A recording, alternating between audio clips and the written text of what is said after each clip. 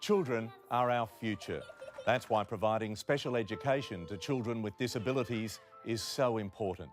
The MonStar Foundation in Sydney helps fund early intervention work, covering the costs for parents of skilled teaching and exceptional care. If you donate, please go to monstarfoundation.com.au. MonStar, an intriguing name for a foundation that helps children with disabilities and their families. MonStar has raised over $1 million in 6 short years, and funds have been equally shared between MND and STAR. But there's a long way to go. Hello, my name's Margaret Leader. This is my granddaughter, Jessica McLaughlin. Jessica has just started to walk. She was born 3 months premature. She's got epilepsy and cerebral palsy. The progress that she has made out of this STAR program is enormous. The love, the attention, the interaction with the other children. She's in with children of her own age and reacts to them, they react to her. The biggest miracle at this point in time has been her ability to be able to stand and walk, even though that is aided. It is hoped that one day we will be able to teach her to talk. The STAR Association provides educational programs and special needs teachers for preschool-aged children with intellectual disabilities.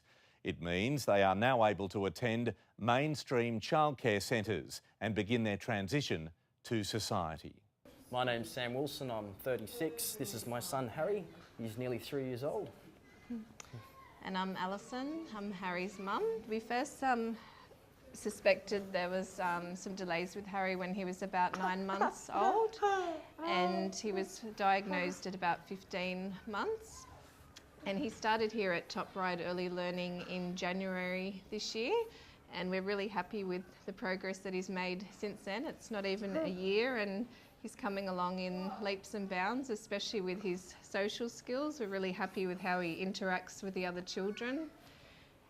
And he's feeding himself, he's walking now, he's making great improvements. He's got relationships with the other staff members and the other kids here. He really adores being here. He used to be a bit anxious when we first arrived, so it took a few months for him to settle in, and he really loves it here. When Harry first started here, he was very upset. He'd cry, he'd hold on to us, we just couldn't leave, he'd scream his eyes out, but now he actually just runs away from us laughing. He doesn't even say goodbye, so no, he loves it here. He loves it more than when he gets home, he's actually upset to come home. The STAR program's provided a lot of extra support, not just for Harry in terms of his goals, but also in terms of the fundraising. There's no pressure on us to do that, and that financial support is extremely important for the STAR program and MonStar. It just means a lot because it takes a lot of pressure off us. We've got a new baby and obviously working and lots of responsibilities looking after our son, so we're very grateful for the opportunities that Harry, our son's, been given. Simone Garland, 2 boys with autism, James Garland and Tommy Garland. I first found out that my little one had autism at 3 years old. He's 6 years old now. He was at a daycare centre where they weren't too sure what to do with him. They hadn't had a lot of experience with autism. It was scary for me because after getting the diagnosis, the first thing you feel is isolated from your community and friends and family, and very lost as well and alone. I was at my wit's end and somebody gave me STAR's phone number. Somebody had actually listened to me, heard all of my problems, my worries, my concerns, not over just what was happening now, but if in the future, what was going to happen with their lives? Would they travel? Would they fall in love? Would they be able to live alone? Am I ever going to be able to die? Because who will look after them and look after their needs? STAR started it off at this centre here, which is a mainstream preschool. So the boys were included in the everyday activities and not left to their own devices in a corner, keeping themselves occupied. Neither boys were speaking until they were 4 and 5 years old, so all communication with boys was done through photographs. When they wanted the children to go outside, they show them a photograph. When they wanted them inside, when they wanted them to eat, group time, and all of this was incorporated at home with us as well, which was fantastic because the boys used to have meltdowns. To go anywhere, I feel like I have to cover myself in armoury to be prepared for the general public's reaction to children that have meltdowns and look like they're misbehaving. STAR has taught myself and my husband and our whole family the difference between misbehaving children and autism behaviour. They've taught me to concentrate on their strengths, which is visual learning, and teach them through that how to cope in the world. Hi, my name's Tom. I'm an early childhood teacher in the Acacia Room. When I first started working here, the STAR program was already involved at the centre, and James was in the Waratah room and Tommy was in the Lillipilly room. And then very shortly he came up to the Acacia Room, and that was my first experience working with Tommy or with anyone with autism. And we bonded really quickly, and it was just an amazing experience for me to just build a relationship with him. And I found STAR invaluable for someone to come to and say, this is really exciting, this thing that happened, or this is really difficult and I have no idea what to do with this. I've never ever had to do this before. And someone would say, that's fine, this is some ideas. And it was just amazing to be able to build this relationship and see Tommy grow and develop and go from strength to strength. This is rare, this situation that we've got here. This is 3 years of hard work through STAR and the teachers here at this daycare centre. It took a year for James to be able to sit at the table, and it would have taken about 18 months for them to learn about turn taking. So although it looks like we're sitting here just having a conversation and they're kids at the table, there's 3 years worth of hard work and support, visual aids. Yeah. One of the things similar to that is that when Tommy first started in the Acacia Room, okay, thank you. It is my birthday. Hi. Sweetie, can I talk to you later? Can you go back into the room and I'll talk to you in a minute? When I first started with Tommy in the Acacia Room, he didn't want to eat near anybody. He would sit in another room and look through the window and make sure everyone had finished eating before he would start eating his meal.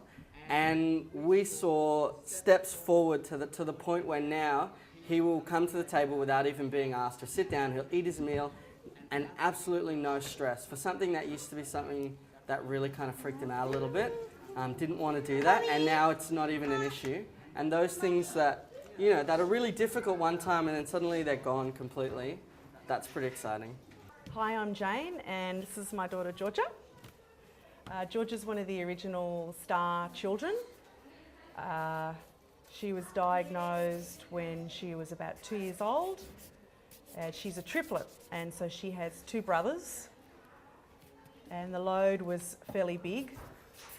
So when she was diagnosed, we were a bit in a quandary as to what we were going to do, and we came across this thing called the STAR program. And it was great. It was like, okay, now we've finally found something that's going to help Georgia. It was a big load on the family because we also had to do some fundraising to keep Georgia in on the program, or else STAR wouldn't have been able to exist. And of course now there's the MonStar Foundation, which supports the STAR program, which is fabulous, because that means the parents don't have to take on that extra load to do the fundraising. And when we heard about that, I was just thinking, oh, isn't that nice for the other families not having to go through what we've gone through, and just enjoy being on the STAR program. The kids get the benefit and the parents can still just be parents.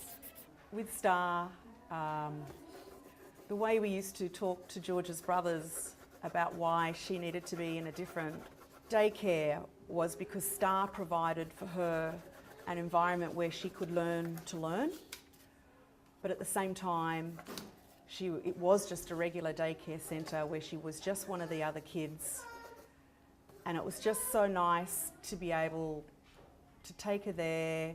She was just accepted as one of the other children, but knowing there was going to be a little bit of extra support provided by STAR. I'm Margaret Meeker and I'm the General Manager of the STAR Association. I came into STAR and became involved through my daughter Lillian, who at 8 weeks old contracted meningitis, which resulted in quite severe brain damage. And I first became involved in STAR because I'd been rejected from 5 to 6 other childcare centres, and I was desperate for a place where my daughter could go and be included just with other kids. Hi, I'm Megan Cooper. I'm a special educator, so it's my job to come in and work with the staff of the centre to support them in how to work with our children with disabilities. A part of what we do at STAR is prepare our preschoolers for big school. So a lot of our children go into a mainstream school setting, and we like them to be as prepared as possible for that. What's really lovely is that we often move to that next school setting with the peers that we've had in preschool, which are understanding, teaching the other children how to be accepting and how fun that our little people can be. And it's beautiful to see how proud and how understanding they are, and how they share that knowledge with other children. Oh, Tommy doesn't say all the words, but that's okay. He understands what you say. So it's really lovely to see the children. I don't like the word tolerance because I think it's a lot more than tolerance, real acceptance that we're all different. And it's lovely to see the long-term effect of that the children are growing up to be really beautiful, natural campaigners of social justice and equality without even knowing it. Because one of the fears as a parent is that your child will have no friends. And for children with disabilities, isolation is probably your biggest worry for your child. You want your child to have those friendships and playing, and this is what this encourages, is the development of those peers, which is really important. Our vision for STAR is to have a STAR centre in every suburb so that we can encourage the building of those friendships that go on with the children to school life and life after that.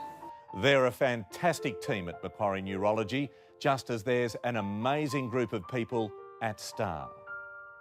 As you've seen, our passion every day is to improve the quality of someone else's life, and this will never end. I'm asking you to choose MonStar as your charity and to join us as we work together to make a real difference. You can find out more at monstarfoundation.com.au. Thank you.